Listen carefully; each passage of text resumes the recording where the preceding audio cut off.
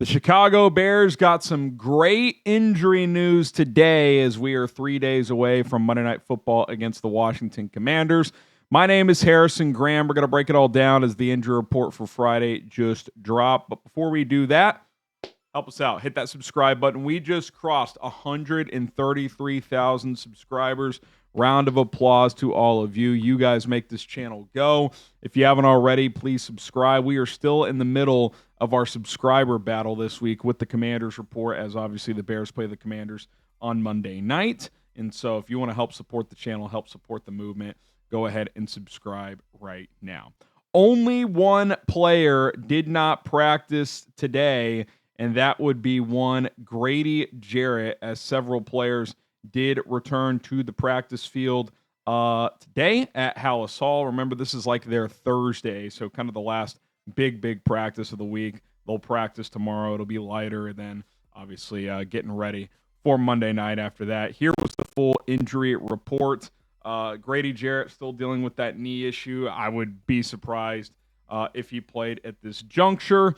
3 players limited: Kyler Gordon, Colston Loveland, Darnell Wright. From yesterday to today, and I know yesterday's were estimates, so maybe that's a lesson to learn that we looked a little too far into those, but they had practiced the 2 prior days.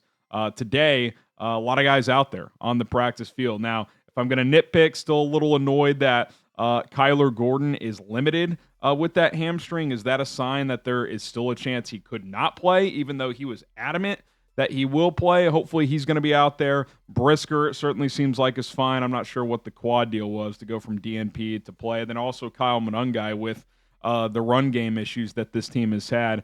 Very good to see him out there. So a lot of positives that I want to break down a little bit more specifically here on today's show. Let's start with Darnell Wright, because I think this offensive tackle situation is pretty interesting. I think with his elbow injury, it's just a pain tolerance issue. Is he going to be able to play through the pain? And if he can, I still think you probably need to have him out there, right? Like, to me, I understand, and I know I've repeated myself and I'll continue to say it. I understand that the random lapses in focus are frustrating. Couple penalties in each of the first 3 games, 6 in 3 games. It's way too many.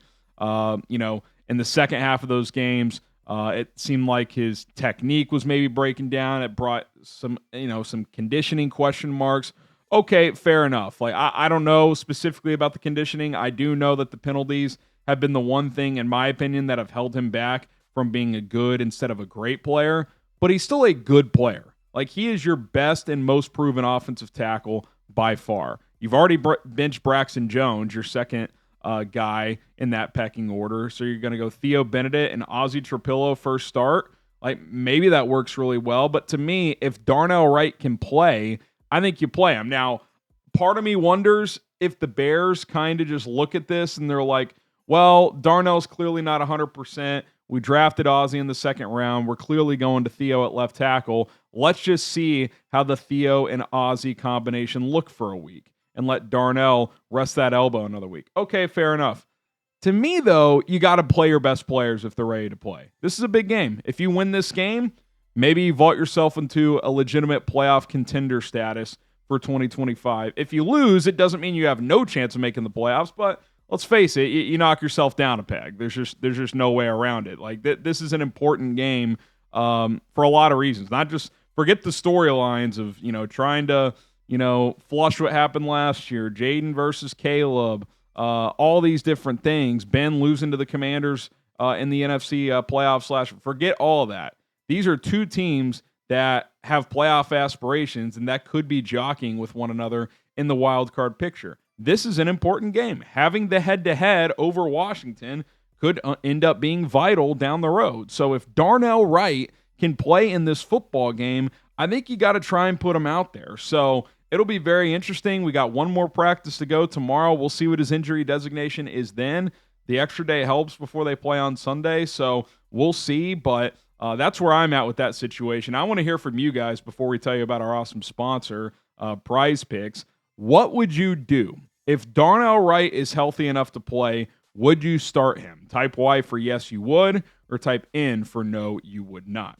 All right, today's show is sponsored by Prize Picks. You and I make decisions every day, but being right on Prize Picks can get you paid. So don't miss any of the excitement this season with Prize Picks, where it's good to be right. I just missed out on a little Thursday night lineup last night. Hit 2 out of my 3 players in my 3-player lineup. Should have gone with the flex play, which is an option with Prize Picks, in which you can still up to double your money on certain lineups, even if you miss one of your players in your Prize Picks lineups. The way Prize Picks works is simply pick 2 to 6 player lineups and take more or less on their stat projections: yards, touchdowns, field goals, sacks, targets, receptions, rushing yards, passing yards. It's, dozens of statistics available, and that's just football. It doesn't count baseball, which is ongoing. Hockey is back.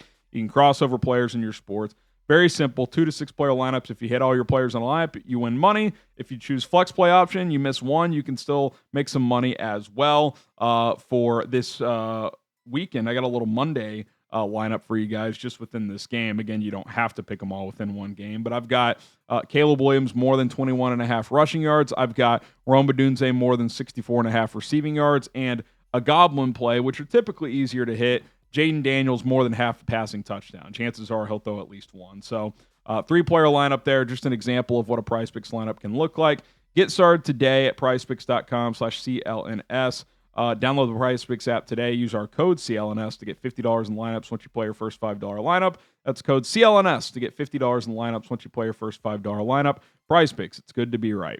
Okay, let's talk about some of these other injury notes here as we pull the injury report back up on screen for you guys. Okay, Colston Loveland and Kyler Gordon. I assume both are going to play. It sounds like both are going to play. I mean, Kyler came out and said he's going to play. Colston Loveland told Courtney Cronin that it feels good and ready to go, but they do remain limited, so we'll see. I think tomorrow will probably provide a little bit more clarity. Safe to say TJ Edwards is back, so that should help, especially against the Commanders team that is either first or second in the NFL in rushing. They've been really good on the ground. I also want to talk about the 2 guys that had their practice windows open this week and can be designated to return from IR and put on the 53-man roster within the next 3 weeks. Of course, Austin Booker and Travis Homer. Let's start with Austin Booker. Obviously, this pass rush, it's well documented. It has not been good. I've been very critical of it. I actually have a video coming out talking about the defensive line as a whole later this weekend, so stay tuned for that. But it just has not been good enough. And if Austin Booker's healthy, I'm activating him immediately, and I'm giving him a role to see if he can provide a spark. Doesn't mean you're going to bench Montez Sweat or even Dio Adengbo necessarily, but I'm giving him snaps. I'm putting him out there to see if he can be a mismatch guy, if he can get after the quarterback. I think one thing he offers is he's not just a bulky, big guy. He's got some speed coming off the edge. He does have a relentless motor, so I think he's a guy who could provide a bit of a different look for Dennis Allen. Now, he hasn't practiced until this week in 2 months. He got injured midway through August in training camp when he was having a good camp and a hell of a preseason. So how is he going to play right away? That's anybody's guess, but the expectation was for him to be a heavy rotation pass rusher this year and kind of be that third guy after Dio and Montez Sweat. So put him in that role right away because those 2 guys aren't getting it done, and neither is anyone else from a pass rushing standpoint. Travis Homer, I do wonder about. He is a special teamer. I don't think he's really going to do much in the run game. I don't expect him to line up at running back much, if at all. But if they do activate him, I do wonder who they're cutting or who they're playing. I don't think there's someone you'd place on IR unless Grady Jarrett's injury is really bad and you put him on IR. But, DeMarco Jackson could be a guy. Carl Jones Jr., who they activated a few weeks ago off the practice squad. You could cut him again. There's a few guys on the back end of the roster that could make some sense. I do wonder, too, Roschon Johnson. Does it make sense to have a Travis Homer and Roschon Johnson?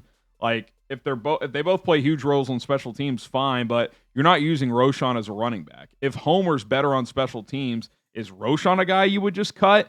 They seem reluctant to play him at running back. I don't really know why. Maybe they just don't think he's any good. I do think Monangai is better, but if he's not even going to play on offense, then it kind of feels a little redundant there. So I wonder if he's a guy you could cut. And if you're activating Booker, which I expect that one to happen almost no matter what this week, then you got to cut another guy for him too. Do you cut Tano Passanio?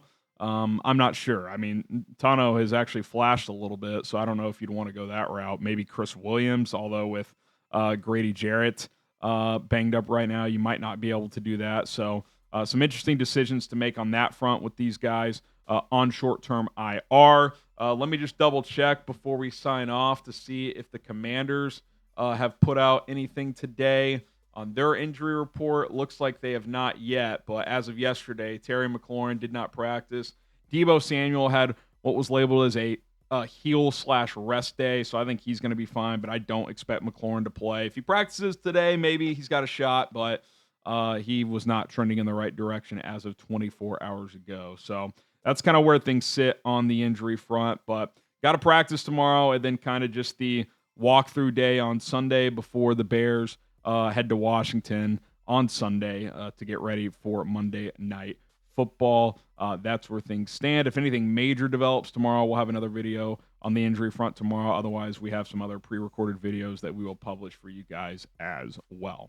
All right, that's going to do it for Chicago Bears Now. Appreciate everybody for tuning in. Just got a notification. Let me make sure nothing on the Commanders. Nope. Hit that subscribe button. Reminder, we're still going to go live this Sunday since the Bears had their bye week last week. We're going to go live on 2 channels. For the noon window, I will be live on 4Verts and Chat Sports, a little simulcast Red Zone. If you want to check me out on my other channel, 4Verts, let me see if I can flash that on screen there. There it is. That's the link, youtube.com/@4Verts. And then lastly, we'll be live for the noon games there for a little Red Zone action. And then around 3:15, we'll be live here on Bears Now. We're going to do kind of a Packers hate watch as they face the Bengals. Can Joe Flacco beat the Packers twice? He beat them with the Browns a few weeks ago. Bengals traded for him this week. He's going to start. So we'll do keep tabs on that game. But then also a big game in the NFC at that same time. The Bucks take on, who is it? I keep forgetting who the Bucks play in that noon window. Let me try to pull it up. But we'll keep tabs on that game as well. Looks like it is Buccaneers versus 49ers. So a pair of 4-1 teams. So we'll monitor that game while keeping an eye on, obviously, the Packers and the Bengals. So if you want to join us for that, we also have a pretty cool month-long raffle item that we're going to debut on Sunday. If you guys want to get some raffle tickets in on that, so be on the lookout for that. So lots coming your way. We're going to be here for all of it. Hit the subscribe button. Thank you guys so much for 133,000 subscribers. Enjoy your weekend, and we will see you live on Sunday.